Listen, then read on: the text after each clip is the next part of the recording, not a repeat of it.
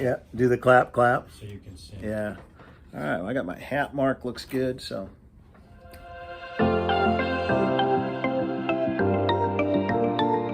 All right, well, it's father-daughter flights, and we're continuing our Now You Know series, and we are here with FLYWIRE, Scott Purdue. So, Scott, thanks for giving us 5 minutes of your time. Of course, happy to do it. This morning at the ACC. Thanks for asking. Tell us a little bit about yourself. Where you're from, where did you grow up, how'd you get involved in aviation? Well, I grew up in San Antonio, bounced around Texas a few places. My dad was a traveling salesman selling pipe. He sold water and sewer pipe. Okay. So he had about half of Texas as his area. But he was a Marine pilot in World War II. And he loved to fly and always wanted to be either have stayed in, and he didn't, or be a commercial pilot. So I grew up around airplanes, basically. So with a military background, did he ever continue into GA? Or Oh, yeah. He was in GA. And okay. He always wished he'd stayed in the Marines, but he didn't. And then he'd wished he'd gone into commercial, and he didn't. He was a salesman instead, trying to pay the bills. And yeah. He had 3 kids and all that stuff. So he fed you with water pipe. Right, exactly. Yeah. Literally, you drank from a water pipe. Yeah. But he was always into airplanes, and he would, when I was young, when I was in elementary and junior high, he had a friend who had a Navion Rangemaster. Okay. And his friend never flew it, so the deal was he let Harry, my dad, fly it anytime he wanted to, as long as he maintained it, cleaned it, took care of it. He was the maintainer of it. Nice. And the only thing he had to do was he had to fly this fellow's brother every Saturday, because he was a football referee.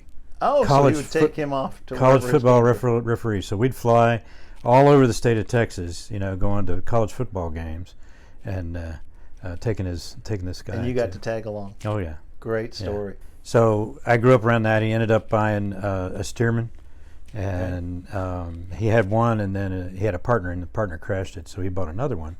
And then I have that, and I restored it 20 years ago, a little over 20 years ago. Yeah. Not quite 20 years ago. And we'll put a link to Scott's channel. You can see some of his amazing aviation content. So how young were you when you got your license to fly? Well, I was in the Marines, and I wanted to fly, but I couldn't really see a way to to college, and to fly in the military you have to have a degree. Right. So after high school, I went in the Marine Corps, and I took ground school, and then when I was stationed at Parris Island in South Carolina, I went to Hunter Army Airfield. They had a aero club at the Army Airfield there, and I took most of my lessons there per private, and then I finished off in Randolph at Randolph Aero Club, and I want to say it's probably 22 when I finished. Okay. So a couple years ago, just. Yeah. Yeah. A few, maybe, and so my dad, he was very supportive, but he wouldn't pay for anything. Right.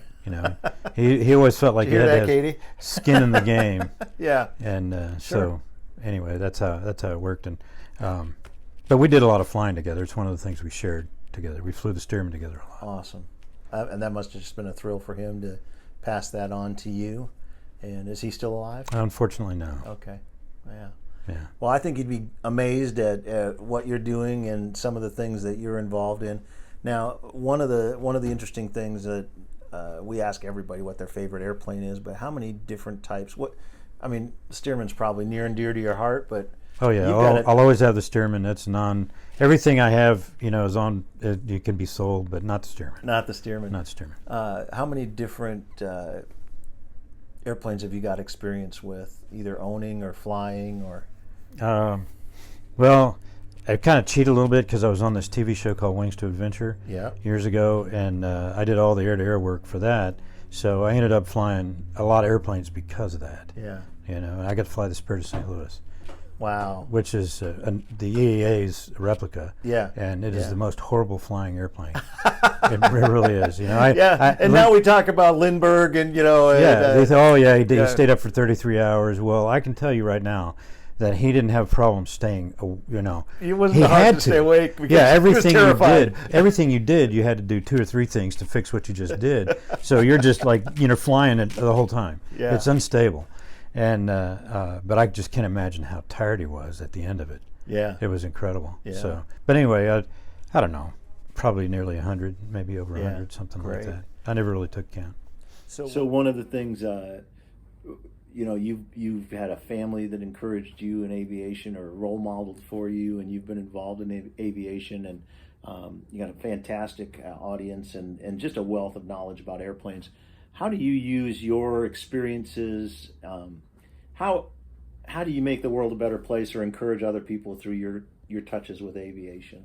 Well, anytime we have a personal interaction with people, I try to find out what they're interested in, and if there is any interest in aviation, I try to encourage them. Yeah. But what I find is I've done the Young Eagles thing, and I think that it's still a viable thing, but it's not like it was in the very beginning. Sure. Yeah. And but I actually use FLYWIRE as a way to encourage people. I mean, it turns out didn't really know it was going to happen, but a lot of people who watch the channel aren't even pilots. Yeah. And some are saying, well, I used to fly, and now I'm watching you, and I'm thinking about getting back into it. And so I really encourage them to do that, or start. That's awesome. Start flying. And, That's and awesome.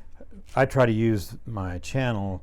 One of the things I find I enjoyed most was teaching people. So that's what I try to do in a lot of my videos. Well, you've got an encyclopedia of information. I mean, I always glean something when I'm watching or Well, thanks. or following you, and and even just I know yesterday you're walking around, and we were just out looking at the P-51 out there, and little Jacob was telling me the difference between the D model and all the other models. And I don't know if he learned it from you or if he already knew that or looked it up. He might have. I don't know. I heard you giving kind of a master's level course on the P-51 out there. Yeah, I don't know if it was master's level, but so just a final question, and in your YouTube experience, and if somebody wants to be a young person starting in aviation, you mentioned like Young Eagles, still a great thing. We do Young Eagles flights. Katie and I a lot of times are the paperwork handlers. I always tell the parents, I'm handing you a little certificate when they get done with this flight that's worth several $100s. I mean, the Sporties course and the EAA Young Eagles, if they go on and take a knowledge exam, EAA will reimburse them for the cost of the test. And I just took awesome. mine, so I know it's not cheap. Yeah. But if someone wanted to get involved in aviation, how would you encourage them today? Well, I've actually got a video coming out, not quite directly on that question, but it's really about what being a fighter pilot's all about. Mm-hmm. Okay, and my premise, what I'm trying to say, is that being a fighter pilot really doesn't have anything to do with the job title. It's it's a mindset. It's how you approach your flying, your life, basically. Yeah. Yeah. So what it means really is that you have to overcome obstacles, and if you want to fly, you go, okay, I need to figure it out. That's the thing, is you have to figure out how to do it. Yeah. And either go out to the local airport or find somebody who flies and ask them for help. I mean, if your family doesn't do it, then you got to find a way. Yeah. And I mean, nobody's going to hand it to you. But if you go and seek it and talk to people, you'd be surprised how much people will want to help. Absolutely. To figure it out. Absolutely. So. Hey, thanks for your time, Scott. And thanks now for having me. FLYWIRE, Scott Purdue. Thanks for being here. Thanks for watching.